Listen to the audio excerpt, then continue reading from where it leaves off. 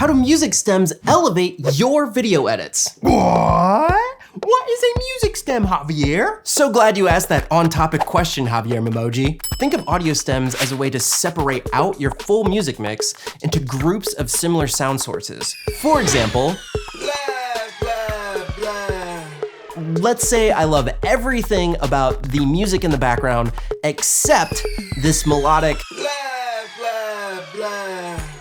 I have no idea why that's in there, but with the power of stems, I can just remove that portion of the music and keep everything else. And this is one of the most important reasons why I think sometimes using the stems for your music as opposed to just the full mix will help elevate your viewer's experience.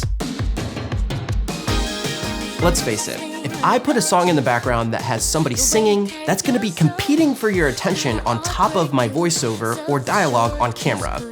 And because of this, it's going to be disorienting to your viewer and probably turn them away from the video, which is something that we do not want. If I remove just the melody of the music, this gives us so much opportunity to craft the rest of the audio stems to complement our dialogue, as opposed to contend with it. Which one could argue that this would lead to better watch time because your viewer isn't confused or annoyed by two conflicting audio sources hitting their ear canals. Now, this video is not sponsored by this website, but I think one of the best royalty-free music services out there that's giving this kind of music control to the creators is Epidemic Sound. Every single song on their platform has the ability for you to download a full mix or the stems. That is amazing. And let me tell you, this wasn't a normal option for casual creators just a few years ago. And to be honest, Epidemic Sound is one of the first services that I paid for as a YouTube creator, and I'm still subscribed to their service. If you want to check them out, I'll put a link in the description below. In terms of a typical workflow, I'll download the music, unzip the file, and as I said before, you have the music stems and the full mix. I'll drop just the music stems into Premiere Pro. Now, me talking over this flute melody is something that could get really annoying to you, the viewer. So I could go down to my melody stem, create some cuts around where I'm talking, and unenable or mute those parts. Now you're listening to the instruments, bass, and drum stems.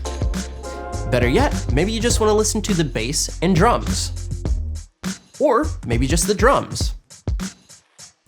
Notice how it's easier to concentrate on what I'm saying, but you still have the added benefit of the music in the background with just those drums. And this is another reason why I love stems so much. They give you a variety of musical loop combinations on top of what the original song has to offer, which in turn gives you more ways to vary the music slightly as your video edit progresses. And again, one could argue that this will help keep your viewers engaged longer. If I want to bring back the full mix during a B-roll section, I can. And then, if I want to thin out the mix to allow room for my dialogue to sit front and center, I can do that as well. Ooh, I'm guessing that's why using music stems is a great way to elevate your videos. Precisely, Javier Emoji. If this video was helpful, don't forget to hit that like button. If you're curious on how to end your music edits with this kind of reverb echo effect like this, well, I just made a video about it right here. And until next time, my name's Javier Mercedes, and I hope you're out there living a life of abundance. Bye.